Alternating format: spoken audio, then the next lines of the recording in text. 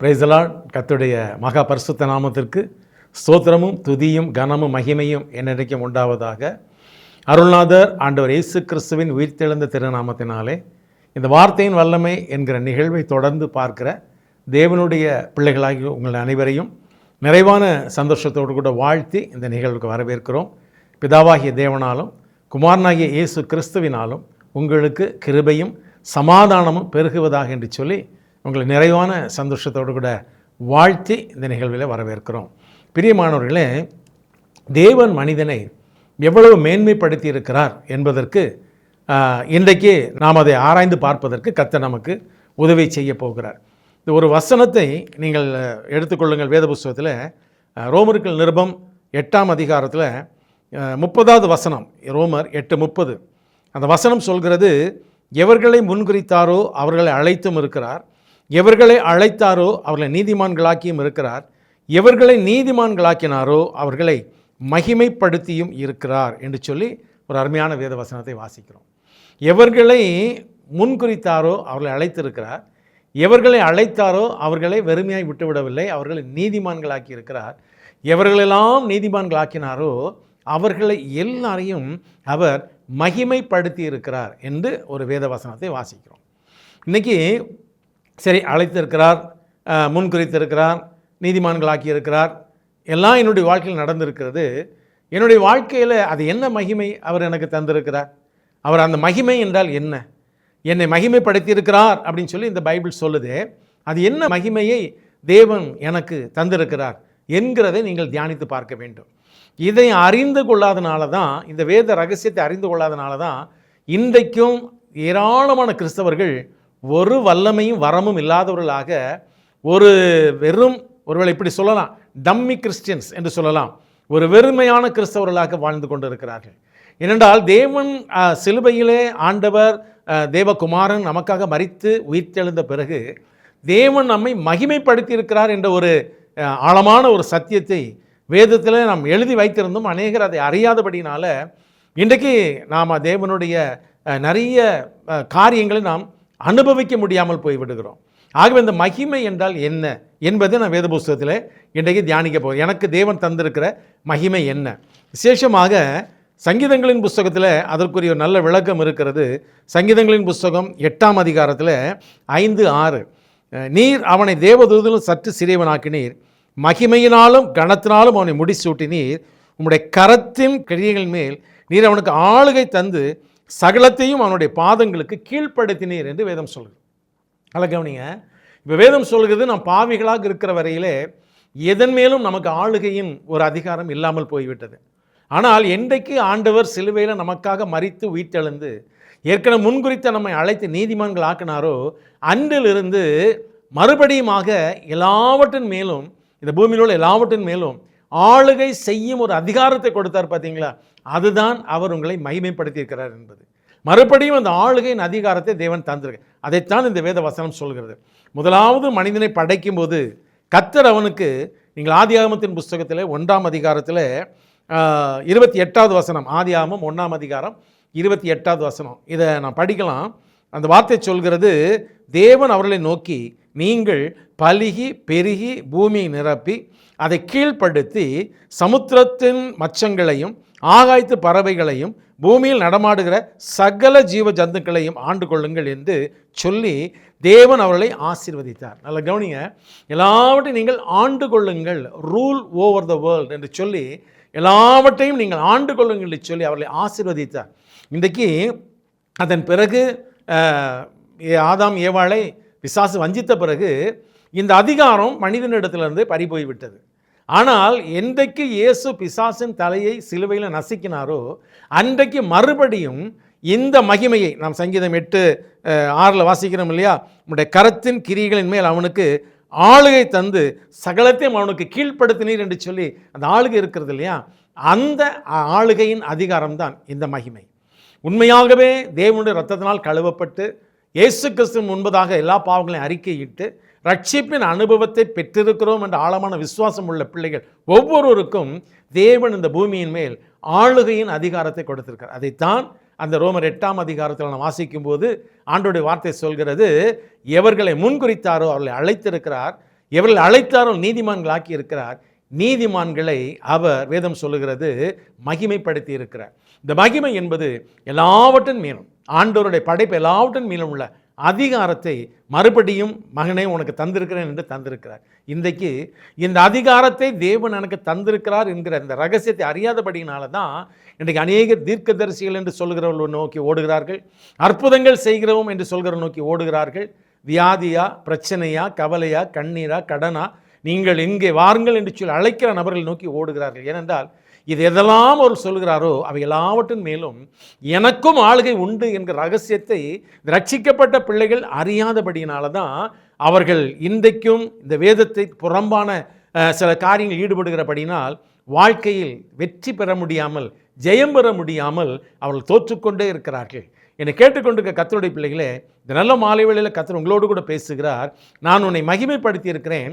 ஆதாம் பாவம் செய்வதற்கு முன்பதாக எப்படி எல்லாவற்றிலும் ஆளுகையின் அதிகாரத்தை கொடுத்திருந்தேனோ அதே போல பிந்தின ஆதாமாக வந்த என்னுடைய மகன் சிலுவையிலே பிசாசன் தலை நசுக்கின பிறகு அதே ஆளுகையின் அதிகாரத்தை உனக்கு கொடுத்திருக்கிறேன், அதுதான் உன்னை மகிமைப்படுத்தியிருக்கிறேன் என்று சொல்லக்கூடிய காரியம் என்று கர்த்தர் உங்களோடு கூட பேசுகிறார். நீங்கள் அதை விசுவாசிக்கிறீர்களா? அதற்கு முன் அடையாளமாக ஆண்டவராகிய இயேசு கிறிஸ்துடைய வாழ்க்கையில் அவர் ஒரு அதிகாரத்தை செய்தது நமக்கு முன்னடையாளமாக இருக்கிறது. வாசித்து பார்க்கிறோம். மத்தேயு நற்செய்தி நூலில் நீங்கள் 8ஆம் அதிகாரத்தை திருப்பி கொண்டு ஆண்டவர் அந்த மலை பிரசங்கம் முடிந்து மலையிலிருந்து இறங்கி வரும்போது 8ஆம் அதிகாரத்தில் நிறைய அற்புதங்கள் நடக்கும். மத்தேயு சுவிசேஷம் நீங்கள் 8ஆம் அதிகாரத்தை திருப்பினீங்கன்னா அதில் நிறைய அற்புத அடையாளங்கள் நடப்பதை இந்த வேதத்தில் வாசிக்கிறோம். அதில் விசேஷமாக 9ஆம் அதிகாரத்துக்குள் வரும். 8ஆம் அதிகாரம் முடிந்து 9ஆம் அதிகாரத்துக்குள் வரும்போது 6ஆம் வசனத்திலிருந்து கீழே வாசிக்கிறோம். ஒரு திமிர்வாதக்காரனை 4 பேர் தூக்கி கொண்டு வருகிறாங்க, கர்த்தருடைய பாதத்தில் வைக்கிறாங்க. இதை மார்க் 2ஆம் அதிகாரத்தில் நீங்கள் வாசிக்கலாம்.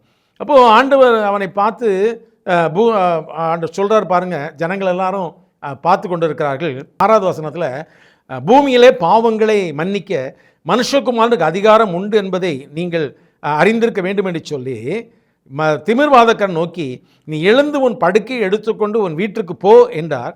உடனே அவன் எழுந்து தன் வீட்டுக்கு போனான். ஜனங்கள் அதை கண்டு ஆச்சரியப்பட்டு மனுஷனுக்கு இப்படிப்பட்ட அதிகாரத்தை கொடுத்தவராகிய தேவனை மகிமைப்படுத்தினார்கள். மனுஷனுக்கு ஒரு திமிர்வாதக்காரன் எழுந்து நட என்று சொன்ன உடனேயே எழுந்து நடந்தான். பார்த்தீர்களா? அவன் பாவம் மன்னிக்கப்பட்டவனாக எழுந்து நடந்தான் இல்லையா? இந்த அதிகாரத்தை கொடுத்த தேவனை மகிமைப்படுத்தினார்கள். ஆகவே இது தேவனை மகிமைப்படுத்தி இருக்கிறார் என்பதற்கு பிரியமான ஆண்டவருடைய பிள்ளைகளே, உங்களுக்கும் இதே அதிகாரத்தை தேவன் கொடுத்திருக்கிறார். எல்லாவற்றிலும் மேலும் ஆளுகை செய்யும் அதிகாரம்தான் அந்த மகிமை. ஆகவே அழைத்தவர்களை முன்குறித்தவர்கள் அழைத்தவர்கள் நீதிமான்களாக்கி நீதிமான்கள் ஆக்கினவர்களுக்கு இந்த அதிகாரத்தை கொடுத்திருக்கேன் என்று சொல்வது தான் இந்த மகிமைப்படுத்தி இருக்கிறார். இது நிறைய பேருக்கு தெரியாது. நமக்கு மாத்திரமல்ல, வேதாகமத்திலே நிறைய தேவனால் அழைக்கப்பட்ட பிள்ளைகளுக்கு தெரியாதபடியினால அவருடைய வாழ்க்கையிலே அவர் தங்களுடைய நிலைமை உணராதவர்களாக இருந்தார்கள். நீங்கள் வேத புஸ்தகத்தை திருப்பி யாத்ராமத்தின் புஸ்தகம் 4ஆம் அதிகாரத்துக்குள் வருகிறோம். மோசேயை தேவன் அழைத்திருந்தார். ஆனால் மோசேக்கு தேவன் தன்னை மகிமைப்படுத்தியிருக்க என்பதை தெரியாத மனிதனாக ஆடுகளை மேய்த்து கொண்டிருந்தபடியினால தன்னை குறித்த ஒரு குற்ற உணர்வோடு தாழ் மனப்பாடுமையோடு மோசே வாழ்ந்து கொண்டிருந்தார். வேதத்தில் நான் வாசிக்கிறோம், இந்த யாத்திராம் 4ஆம் அதிகாரத்தில் ஆண்டவர் மோசே அழைத்து நீ எகிப்துக்கு போ என்று சொல்லி சில அடையாளங்கள் எல்லாம் அவருக்கு காண்பிக்கிறார் இல்லையா. ஆனால் மோசே என்ன சொல்கிறார், 10வது வசனத்தில், யாத்திராம் 4:10, அப்பொழுது மோசே கர்த்தரை நோக்கி, ஆண்டவரே, இதற்கு முன்னாவது தேவரின் அடியனோடு பேசினதற்கு பின்னாவது நான் வாக்கு வல்லவன் அல்ல, நான் திக்குவாயும் மந்தனாவும் உள்ளவன் என்றான் என்று சொல்லி பார்க்கிறோம். கீழே ஆண்டவர் ஒரு விளக்கங்களை சொல்லி கடைசியாக மோசேயோட வார்த்தையை சொல்கிறார் பாருங்க. கடைசியாக மோசே ஆண்டவர்கிட்ட சொல்கிறார் 13வது வசனத்தில், அதற்கு அவன், ஆண்டவரே, நீர் அனுப்ப சித்தமாக இருக்கிற யாரையாவது அனுப்பும் என்றான். நல்லா கவனித்து பார்த்தீங்களா, தனக்கு தேவன் தந்த மகிமையை ஆண்டவரே நேரடியாய் வந்து சொன்ன பிறகு கூட மோசேயால் நம்ப முடியவில்லை. உன்னால் அந்த அற்புதங்கள் நடக்கும் என்று சொல்லி சொன்னார் பார்த்தீங்களா, அதை நம்ப முடியாது. சொல்கிறாரு, வேற யாரையாவது அனுப்புங்க அப்படின்னு சொல்கிறார். பிரியமான ஆண்டவருடைய பிள்ளைகளே, அந்த மகிமையை மோசே மீது கர்த்தர் வைத்திருந்தார் ஏற்கனவே.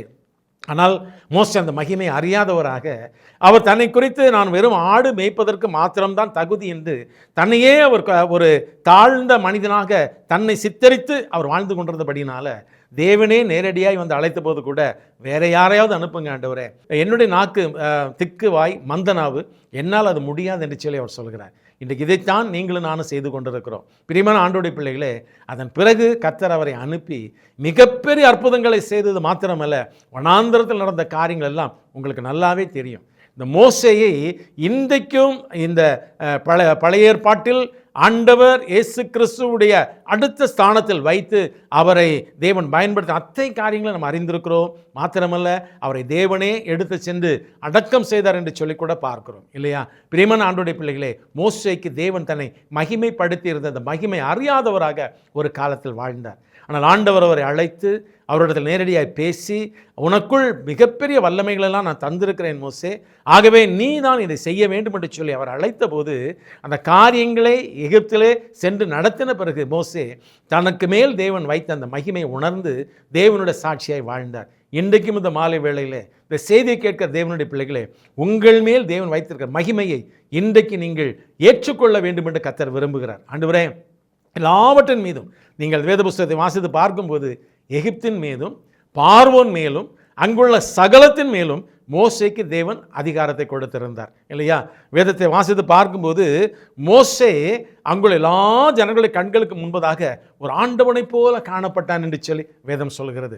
ஒரு கடவுளை போல காணப்பட்டான். ஏனென்றால் அங்கே எகிப்தில் நடந்த அந்த வாதைகள், அதில் நடந்த அற்புதங்களை ஜனங்கள் பார்த்து, இவன் நம்முடைய எல்லா தெய்வங்களுக்கும் மேலான தெய்வத்தின் வல்லமை பெற்றவன் இவன் என்று சொல்லி அவரை பார்த்து ஆச்சரியப்படும் அளவிற்கு அங்கே எகிப்திலே அற்புத அடையாளங்கள் நடந்ததை நாம் வேத புஸ்தகத்திலே வாசிக்கிறோம். எனக்கு அன்பானவர்களே, யார் பார்த்து இந்த அற்புதங்கள் நடந்தது, என்னிடத்தில் ஒன்றுமில்லை, என்னால் முடியாது என்று சொல்லி தேவன் தன்மேல் வைத்திருந்த மகிமையை உணராதவராக இருந்த ஒரு மோசேக்கு தேவன் உன்மேல் என் மகிமை வைத்திருக்க என்று சொல்லி உணர்த்தி அந்த வல்லமை வெளிப்படுத்தின போது அவர் மூலமாக நடந்த அற்புதங்கள் இவைகள்.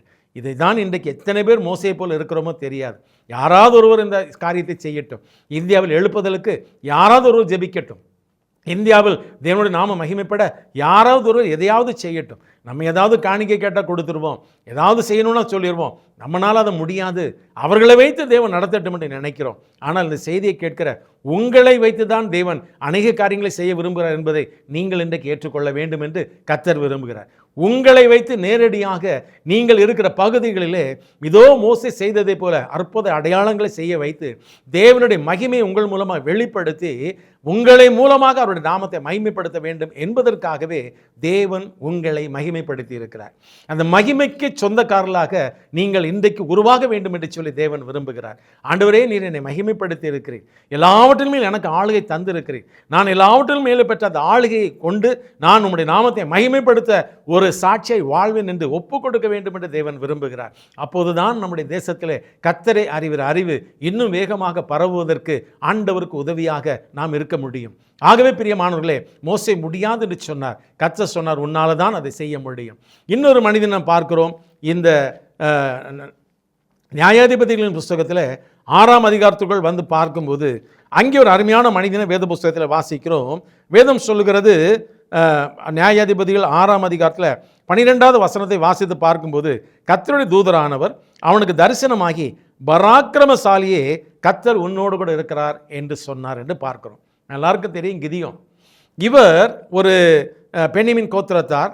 இவர் எதிரிகளாகிய மீதியானருக்கு பயந்தபடியினால இவங்க என்னென்னா, அந்த நாட்களில் எப்படி நடந்தது, இந்த இஸ்ரவேல் ஜனங்கள் தங்களுடைய வயல் நிலங்களில் நன்றாக உழுது பயிரிடுவார்கள், கோதுமையெல்லாம் பயிரிடுவாங்க. கோதுமை விளைந்து அந்த அறுவடை நேரம் வரும்போது மீதியானுகள் படையெடுத்து இந்த கையின் பிரயாசங்களாக கோதுமை மணி எல்லாத்தையும் அவங்க அறுத்து கொண்டு, இவர்கள் விதைக்க விளைய செய்ய அவர்கள் அறுத்து கொண்டு போக, இவ்விதமாக கையின் பிரயாசங்களை அனுபவிக்க முடியாதவர்களாக வாழ்ந்து கொண்டிருந்தார்கள். அப்பொழுது ஜனங்கள் ஆண்டவரை நோக்கி முறையிடுகிறார்கள். கர்த்தர் அந்த மனிதனை தெரிந்தெடுக்கிறார். அவனுக்கு பேர் கிதியோன். கிதியோன் என்று சொன்னால் வெட்டுகிறவன் என்று சொல்லி பொருள். எதை வேண்டுமானாலும் வெட்டி துண்டாக்கி விடுவான். அப்படிப்பட்ட ஒரு பராக்கிரமசாலியாக இருக்க வேண்டிய மனிதன் ஒரு ஆலையின் பின்னால கொஞ்சம் கோதுமையை அவன் அவ்விதமாக அந்த கதிரிலிருந்து அதை பிரித்து எடுப்பதற்கான வேலைகளை செய்து கொண்டிருக்கிறார். அந்த வேளையிலே கர்த்தருடைய தூதன் பராக்கிரமசாலியே என்று சொல்கிறார்.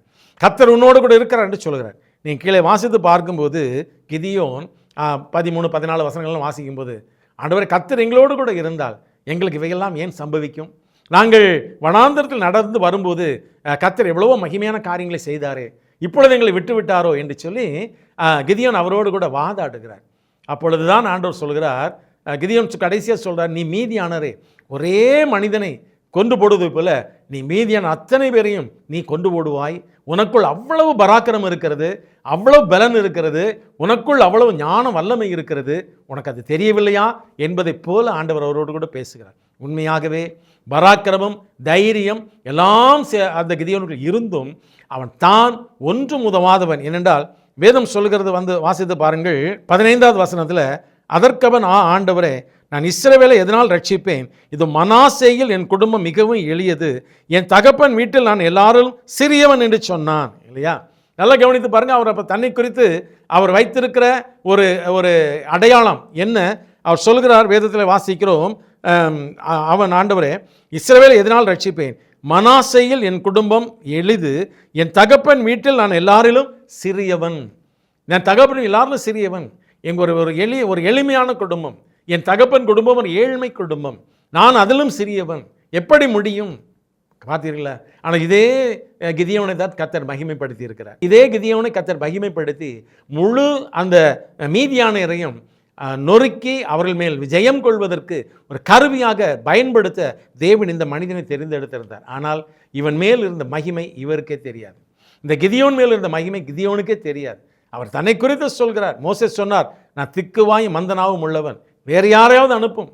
இவர் சொல்கிறார் பாருங்கள், நான் எல்லா மனாசே கோத்திரத்து சிறிய கோத்திரம், அதிலும் நான் எல்லாவற்றிலும் சிறியவன், என்னால் முடியுமா? அப்போது கர்த்தர் அவரோடு கூட சொல்கிறார். 14வது வசனத்தில் கர்த்தர் அவனை நோக்கி, இருக்கிற பலத்தோடு கூட போ, இஸ்ரவேலை மீதியான கைக்கு நீங்கள் ரட்சிப்பாய், உன்னை அனுப்புகிறவர் நான் அல்லவா. எனக்கு ரொம்ப பிடித்த ஒரு வசனம், am I not sending you?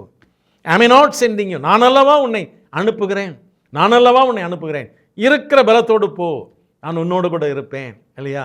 ஒருவேளை யோவான் சொன்னதை போல, உலகத்தில் இருப்பவனிலும் உங்களுக்குள் இருக்கிறவர் பெரியவர், உலகத்தில் இருப்பவனிலும் உங்களுக்குள் இருக்கிறவர் பெரியவர் என்று அவர் சொல்கிறார். பிரியமான தேவனுடைய பிள்ளைகளே, மகிமைப்படுத்தப்பட்ட மனிதன் நான் ஒன்றுக்கும் உதவாதவனாக இருக்கிறேன், நான் எல்லாரும் சிறியவன் என்று தன்னுடைய நிலைமை உணராதவனாக தேவனோடு கூட வாதாடுகிறான், வழக்காடுகிறான். இன்றைக்கு இதே தான் நீங்களும் நானும் செய்து கொண்டிருக்கிறோம். அவர் எவர்களை முன்குறித்தாரோ அவர்கள் அழைத்திருக்கிறார். உங்களை முன்குறித்தார், உங்களை அழைத்த உங்களை அவர் நீதிமான் ஆக்கினார். நீதிமான் ஆக்கினது மட்டுமல்ல, மகிமைப்படுத்தியிருக்கிறார். அதாவது தன்னுடைய சகல ஆளுகையின் மேலும் உங்களுக்கு அவர் அதிகாரத்தை கொடுத்திருப்பது தான் உங்களை மகிமைப்படுத்தி இருப்பது. அதுதான் தேவன் இன்றைக்கு நமக்கு செய்திருக்கிறார். அதை நீங்கள் அறிந்து கொள்ள வேண்டும் என்று விரும்புகிறார். இருதயங்களிலே உங்களை குறித்து இருக்கக்கூடிய தாழ்வு மனப்பான்மைகளையும் உங்களை குறித்து இருக்கக்கூடிய குற்ற உணர்வுகளையும் தூக்கி எறிந்து போடுங்கள். ஒரு நாளும் உங்களுடைய பாவங்கள் அக்கிரமங்களுக்கு தக்கதாக உங்களை தண்டித்து உங்களை துன்புறுத்துகிற தேவன் அல்ல. அப்படிப்பட்ட காரியங்களுக்காக மனஸ்தாபப்படுகிற தேவன், மனதுருகிற தேவன். அவர் உங்களை ஒரு நாளும் கடுமையாய் தண்டிக்க வேண்டும் விரும்புகிற தேவன் அல்ல. உங்கள் மூலமாக நம்முடைய நாமத்தை மகிமைப்படுத்த விரும்புகிற தேவன். யாத்திராகமம் 20ஆம் அதிகாரம் 24ஆம் வசனத்தில் பின்பகுதியில் கர்த்தர் சொல்கிறார், என் நாமத்தை பிரஸ்தாபப்படுத்துகிற எந்த ஸ்தானத்திலும் உன்னிடத்தில் வந்து உன்னை ஆசீர்வதிப்பேன் என்று சொன்னார். wherever I cause my name to be honored, I will come unto you and bless you. பார்த்தீங்களா, அப்படிதான் கர்த்தர் நினைத்திருக்கிறார். ஆனால் நீங்களோ ஆண்டவர் எங்கு வேண்டுமானால் மகிமைப்படட்டும், என்னை விட்டுவிடும் என்று சொல்கிற அப்படிப்பட்ட ஒரு சாட்சியாக நம்ம வாழ்வது தேவனுக்கு மிக வருத்தமான ஒரு காரியம். இன்னும் ஒரு மனிதனை கூட நான் வேத புஸ்தகத்தில் வாசித்து பார்க்கலாம். எரேமியா தீர்க்கதரிசியின் புஸ்தகத்தில் 1ஆம் அதிகாரத்துக்குள் வருகிறோம். இந்த வீப்பிங் ப்ராஃபட் என்று சொல்லக்கூடிய இந்த எரேமியாவை கர்த்தர் அழைக்கிறார். அந்த எரேமியா அழைக்கும் போது எரேமியா ஆண்டவரிடத்தில் ஒரு வார்த்தை சொல்கிறார். வாசித்து பாருங்கள். எரேமியா 1ஆம் அதிகாரத்தில் 6வது வசனத்தை வாசிக்கிறோம். எரேமியா 1ஆம் அதிகாரம் 6வது வசனத்தை வாசிக்கும் போது அப்பொழுது எரேமியா, நான் ஆண்டவராகிய கர்த்தாவே, இதோ நான் பேச அறியேன், சிறு பிள்ளையாக இருக்கிறேன் என்கிறான். நல்லா கவனிங்க, எரேமியாவை ஆண்டவர் சொல்கிறாரு. வேத புஸ்தகத்தில் வாசிக்கிறோம் 5வது வசனத்தில், நான் உன்னை தாயின் வயிற்றில் ஒரு வாக்கு முன்னே உன்னை அறிந்தேன், நீ கர்ப்பத்திலிருந்து வெளிப்படும் முன்னே நான் உன்னை பரிசுத்தம் பண்ணி உன்னை ஜாதிகளுக்கு தீர்க்கதரிசி என்று கட்டளையிட்டேன் என்று சொல்லி அவருடைய பிறப்பிற்கு முன்பதாக தேவன் அவரை மகிமைப்படுத்தி இருக்கிற காரியங்களை அந்த எரேமியாவோடு கூட பேசுகிறார். ஆண்டவர் சொன்ன பிறகு எரேமியா என்ன சொல்கிறார் பார்த்தீங்களா? 6வது வசனத்தில், கர்த்தராகிய ஆண்டவரே, இதோ நான் பேச அறியேன், சிறு பிள்ளையாக இருக்கிறேன். ஐ எம் எ யூத், அதாவது குழந்தை என்று சொல்லவில்லை, நான் இன்னும் சரியாக சமுதாயத்தில் நின்று எல்லாரிடத்திலும் எல்லா கருத்துக்களையும் பேசக்கூடிய அளவிற்கு ஒரு ஞானமும் சரீர பிரகாரமாகவும் அறிவு பிரகாரமாகவும் ஒரு வளர்ந்தவனாக நான் இல்லை என்று அந்த எரேமியா கர்த்தரிடத்தில் சொல்கிறார். அப்போது கர்த்தர் சொல்கிறார் பாருங்கள் 7வது வசனத்தில், ஆனாலும் கர்த்தர், நான் சிறு பிள்ளை என்று நீ சொல்லாதே, நான் உன்னை அனுப்புகிற எல்லாரிடத்திலும் நீ போய் நான் உனக்கு கட்டளையிடுகிறவைகள் எல்லாம் நீ பேசுவாயாக. எரேமியா சொல்கிறார் நான் சிறு பிள்ளை. கர்த்தர் சொல்கிறார், நீ அப்படி சொல்லாதே, நான் உன்னை மகிமைப்படுத்தி இருக்கிறேன், நான் உன்னை மகிமைப்படுத்தி இருக்கிறேன், நீ இனிமேல் சிறு பிள்ளை என்பதை தூக்கி எறிந்து விடு, உன்னை குறித்து உனக்குள் இருக்கிற தாழ்வு மனப்பான்மை தூக்கி எறிந்து விடு, நான் உன்னை நல்ல பலசாலியாக மாற்றுவேன் என்று சொன்னது மாத்திரமல்ல, அடுத்த 8வது வசனத்தில், நீ அவர்களுக்கு பயப்பட வேண்டாம், உன்னை காக்கும்படிக்கு நான் உன்னுடனே இருக்கிறேன் என்று கர்த்தர் சொல்கிறார். கர்த்தர் தமது கரத்தை நீட்டி என் வாயை தொட்டு, இதோ என் வார்த்தையை உன் வாயில் வைக்கிறேன், பார், பிடுங்கவும் இடிக்கவும் அழிக்கவும் கவிழ்க்கவும் கட்டவும் கட்டவிழ்க்கவும் உன்னை நான் இன்றைய தினம் ஜாதிகளின் மேலும் ராஜ்யங்களின் மேலும் ஏற்படுத்தினேன் என்று கர்த்தர் என்னுடனே சொன்னார். நான் சிறுபிள்ளை என்று சொன்னேன், கர்த்தர் அப்படி சொல்லாதே என்று சொன்னார். அதன் பிறகு நிறைய என்னை தொட்டு நிறைய அதிகாரங்களை எனக்கு கொடுத்தார், என்னை மகிமைப்படுத்தி விட்டார் என்று சொல்லி அந்த எரேமியா சொல்கிறார். என்னை கேட்டுக்கொண்டு அருமையான கர்த்தருடையவர்களே, மோசே தேவன் தன்னை மகிமைப்படுத்தினதை அறியாதவராக இருந்தார். கிதியோன் தேவன் தன்னை மகிமைப்படுத்தினதை அறியாதமல் இருந்தார். இதோ இந்த எரேமியா கர்த்தர் தன்னை மகிமைப்படுத்தி இருப்பதை அறியாதவராக இருந்தார். இன்றைக்கு அநேகர் அப்படித்தான் இருக்கிறார்கள். இன்னும் வேத புஸ்தகத்தில் எலியா, எலிசா எல்லாருமே முதலாவது இப்படித்தான் இருந்தார்கள். தங்களை தேவன் பிறக்கும் போதே மகிமையில் பிறக்க வைத்த அந்த பிறப்பை அறியாதவர்களாக இருந்தார்கள். பிற்காலங்கள் தேவன் வெளிப்படுத்தினார். இந்த நல்ல மாலை வேளையிலே உங்களுக்கும் கர்த்தர் அதையே சொல்ல விரும்புகிறார். மகனே மகளே, என் செய்தி வார்த்தையை கேட்கிற மகனே மகளே, உன்னை அழைத்தது மாத்திரமல்ல, உன்னை முன்குறித்தது மாத்திரமல்ல, உன்னை நீதிமான் ஆக்கினது மாத்திரமல்ல, உன்னை நான் மகிமைப்படுத்தி இருக்கிறேன். அந்த மகிமை என்றால் என்ன? சகலத்தின் மேலும் ஒரு ஆளின் அதிகாரத்தை நான் தந்திருக்கிறேன்.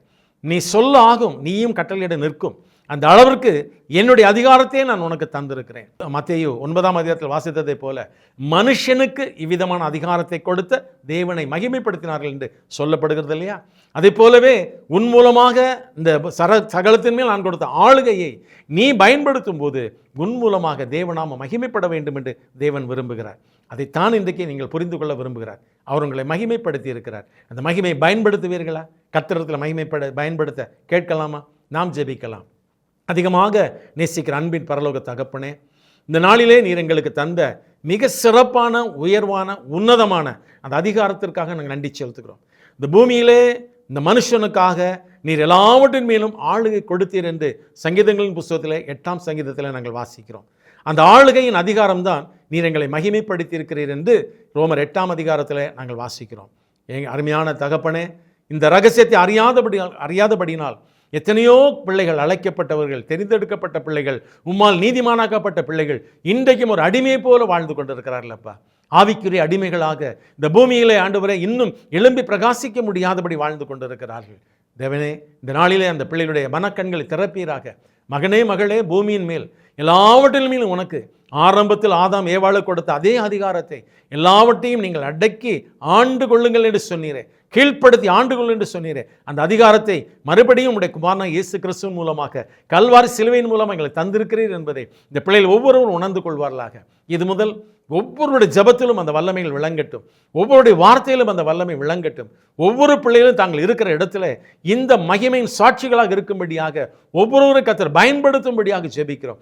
தேசத்தின் எழுப்புதல் உண்டாக வேண்டுமானால் ஒவ்வொரு தனிப்பட்ட பிள்ளையும் தனக்கு தேவன் கொடுத்த அந்த மகிமையை பயன்படுத்த வேண்டும் ஆண்டவரே. அதை பயன்படுத்தக்கூடிய ஞானத்தையும் அறிவையும் பலன் கிருபையும் தேவன் ஒவ்வொருவரும் கொடுக்கும்படியாய் ஜெபிக்கிறோம். இப்படியாய் நீங்கள் எங்களை மகிமைப்படுத்தின அந்த மகிமையை இந்த உலகத்திற்கு வெளிக்காண்பிக்க ஒவ்வொருவரையும் நீர் எங்களை கருவியாய் நீர் பயன்படுத்தும்படியாய் நம்முடைய கர்த்தர் ஒப்புக் கொடுக்கிறோம். கர்த்தர் இன்றைக்கு தந்த ஆலோசனைக்கு நன்றி செலுத்துகிறோம். அப்படியே தொடர்ந்து நம்முடைய நாமத்தை மகிமைப்படுத்த சாட்சிகளாக எழும்பி பிரகாசிக்க கிருபை தாரும். இயேசு ரட்சகர் மூலமாக எங்களை நீர் மகிமைப்படுத்தி இருப்பதற்காக நன்றி செலுத்துகிறோம். ஜீவனுள்ள நல்ல பிதாவே, ஆமேன், ஆமேன், ஆமேன். எனக்கு அன்பானவர்களே, கர்த்தர் உங்களை மகிமைப்படுத்தி இருக்கிறார். கர்த்தருடைய மகிமையை பயன்படுத்துங்கள். God bless you all.